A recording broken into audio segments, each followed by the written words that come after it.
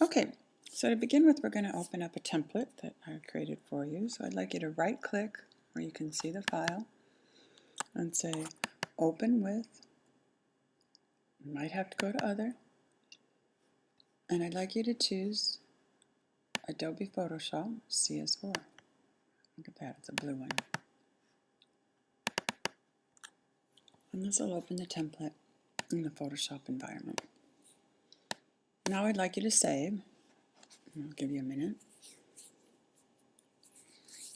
And then we're going to look at creating a design right here in this first box on the top left-hand side. But to do that, let's move in a little closer. So come over to your toolbox. That's this long strip, or sometimes it's in 2 columns. And I would like you to click on the one that's the magnifying glass. If you're not sure which one it is, you can hold your cursor over it and it says Zoom Tool, which is Z. That's the keyboard shortcut. So bring it up here to the box.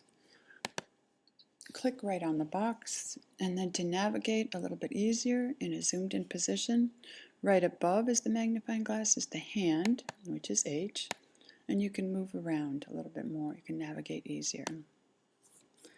So for this shape design, we're going to create our first shape using this tool that's called the Rectangular Marquee Selection Tool.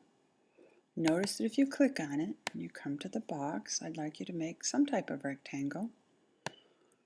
And this rectangle has moving lines going all the way around it, hence the name marquee. But it's not permanent. If I click outside of it, it disappears. So for me to make this shape permanent, I need to go over here, and underneath my gradient tool, which is the one I'm pointing to now, you will see a paint bucket. It's with this paint bucket that you'll fill your selected shape. But before we do that, okay, let's take a look at the Layers palette. The Layers palette is one of the unique features in Photoshop, and it's one of these little palettes that you see on the right-hand side of your desktop. Notice right now that it's a tiny little thumbnail that's actually the template that you opened up.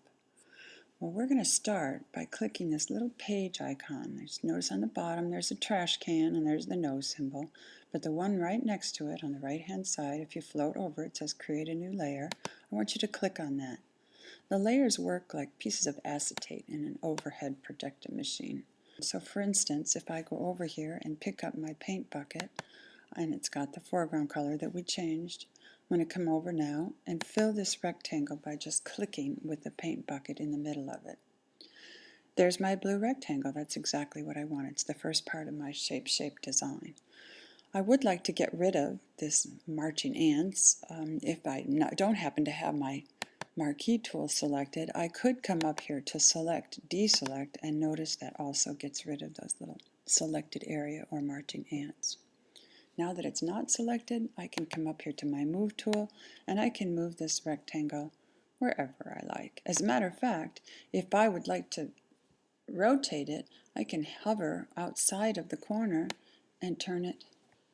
And if I hold Shift, I will get a perpendicular or a 90-degree angle to what it first was. Now, for me to complete that, it's called a transformation. When you turn it or skew it or make it look different, I need to either hit Enter or I could hit a little icon up in the Options palette, but we haven't gotten that far yet.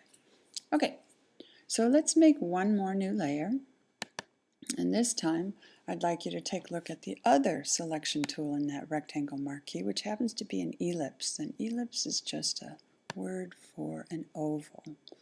So we are going to create an oval in our box. It is still a selection. Notice that I have an empty layer all ready for it. What I'm going to do is change this foreground color a little bit, and I just want to make it a slightly lighter value. So I'm going to come up right here towards where the white is of that same color. That way I know that they will match. I'm going to once again take my paint bucket and I'm going to click right inside of my oval, and now you'll notice that I've made an oval shape. It still has the selection or little marching ants, so I'm going to go to Select, Deselect again, and notice that there's the Command D, or in PCs that would be a Control D. But let's say, you know what, I really wanted my oval behind my rectangle. To do that, I come over here to the Layers palette, and I take my layer 2, which is my oval, and I drag it under the layer 1 until I see that little black line right there, and I let go. Now it's peekaboo, it's hiding behind the rectangle that we created first. The third shape that we're going to make for this little design, we're going to use the polygon lasso. This tool is a selection tool, just like the rectangle and ellipse marquee tool. This one you have 3 choices when you click and hold it down. You've got a regular lasso, a polygon lasso, which is kind of hidden, and a magnetic lasso. But for this one we want the polygon lasso, so I'd like you to select that tool. Now we're going to go back to our area, our compositional area, and I'm going to show you how this works. You click and notice there's a little circle that comes up, and then you pull out of there a straight line. Every time that you click, you are changing the direction. So that's simply click, click. Every time I click, my polygon lasso will let me change the direction that I'm going. And I come all the way back to the beginning and notice there's another little open circle. That means I've reached my starting point. When I click, I create this sharp-edged or geometrical shape. Right now it's just a selection. If I clicked outside of it, it would all go away. If I don't like the way it looks, I could click outside of it, but for the demonstration I'm going to leave it. I also want to make sure that I select a new layer.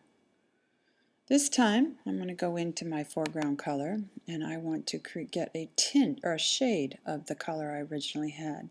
So that would make, this is the tint that I have because it's a lighter color. This was about the original color, and I'm going to go down here until I get a darker one, maybe not quite that dark. And I have created a monochromatic design then. So I have a new layer open. I'm going to go back one more time to my paint bucket tool. I'm going to click inside of that area, and here's our shape coming out of here. Looks kind of like a crazy lightning bolt. This time I'm going to deselect it by using Control D on my keyboard. And I'm going to use my Move tool and try moving it around because I want to place the elements until it becomes what I consider an aesthetically pleasing design. That means I like the way they are together. I think I'll leave it just a little bit more over here. But I want to give it a little background. So to do that, we're going to make another new layer. And this time, I'm going to double click where it says Layer 4, and I'm going to rename that layer. And I'm going to call this Gradient Tool, so that afterwards I will know how I got this gradient, which is a change of colors. To do this, to use the gradient tool, I'm going to go back over to my marquee tool, and I'm going to select the rectangle again. This time I'm going to create a square right on top of the little square for my shape box.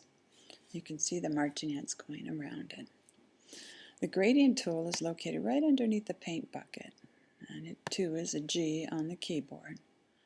I am going to keep the foreground and background color that I currently have, and notice that when you do the gradient tool, it opens up this options palette right here on this top. This is what your little thumbnail is of the current selection of colors.